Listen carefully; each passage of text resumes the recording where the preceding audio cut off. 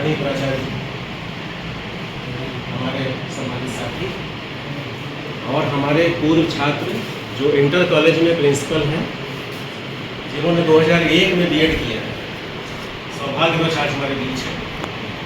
मैंने कहा ठीक है, प्रोग्राम में आप भी शामिल हो जाइए, अच्छा रहेगा, एक अच्छा अवसर था।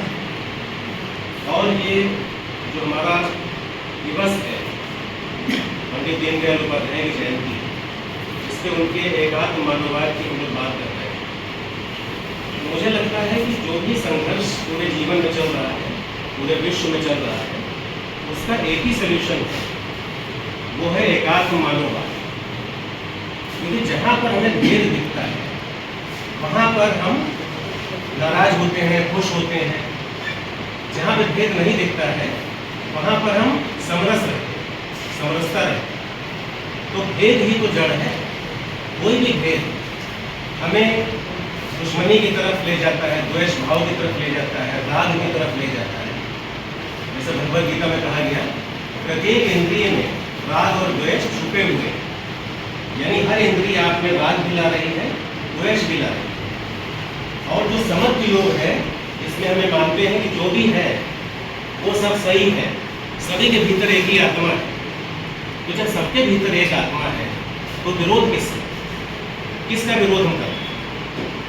हमारे विश्व स्तर पर युद्ध हो रहे हैं, बड़े बड़े युद्ध हो रहे हैं, हमारे घर में युद्ध हो रहे हैं, आस पड़ोस में युद्ध हो रहे हैं। उसके पीछे कारण क्या है कि हम एक से दूसरे को भिन्न मानते हैं। लेकिन ये भिन्नता अगर हम खत्म कर देते हैं, जैसे ये पंखा और ये एलईडी अगर आपस में लड़ने लगे कि मैं बड़ा हूँ या मैं छोटा हूँ, तो ये मूर्खता है। क्योंकि अगर स्विच ऑफ करेंगे तो ये पंखा भी बंद हो जाएगा और रॉड भी बंद हो जाएगी। इसका मतलब जो इलेक्ट्रिसिटी है, जो विद्युत है, वही तो मुख्य है। अगर हमने उसको जान लिया तो हम इस पंखे का भी सम्मान करेंगे, इस एलईडी का भी सम्मान करेंगे। इसी प्रकार से हम और आप, हम किसी पद पर हैं, आप विद्यार्थी हैं, आप किसी पद को भविष्य में हासिल करेंगे, लेकिन हमारे भीतर जो चेतन तत्व है वो तो एक। तो जब वो एक चेतन तत्व है तो हमारा और आपका विरोध कैसा है? बड़े होने के नाते मेरा फर्ज है कि आपको प्रेम करें, स्नेह करें, आशीर्वाद दें, और छोटे होने के नाते आपका फर्ज है कि बड़े का सम्मान करें।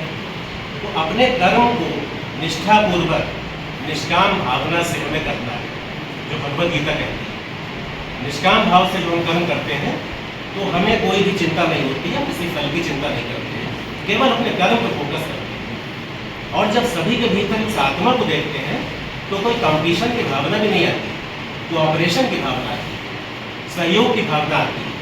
हम लोग यही कोशिश करते हैं कि एक दूसरे को सहयोग करें, कंपटीशन नहीं। तो अगर हम लोग प्रतियोगिता को छोड़ के सहयोग को अपने भीतर शामिल करें, तो इसमें कोई दो राय नहीं कि हमारे घर में शांति होगी, हमारे देश में शांति होगी, हमारे विश्व में शांति होगी, और हमारा अंतिम लक्ष्य मानसिक शांति ही तो है। उसी के लिए हम सारे प्रयास करते हैं।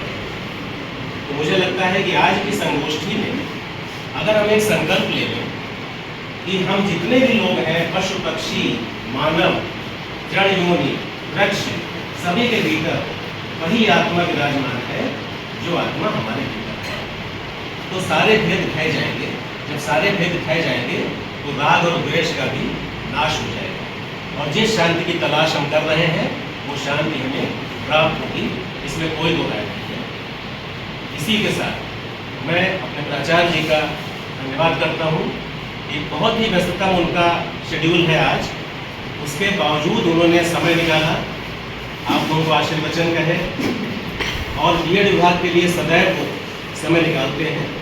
ये हम लोगों का सौभाग्य है कि इतनी व्यस्ततम कार्यक्रम में भी उनका समय हमें मिलता है। तो मैं चाहूँगा कि भविष्य में भी उनका समय इसी प्रकार से हमें मिलता रहे और वो इसी प्रकार से मार्गदर्शन देते रहें। अपने साथियों का भी धन्यवाद जिन्होंने पूरी व्यवस्था में सहयोग किया।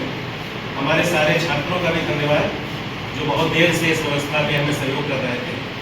तो सभी का धन्यवाद, सभी का आभार, सभी के भीतर स्थित आत्मा को प्रणाम करता हूँ। धन्यवाद।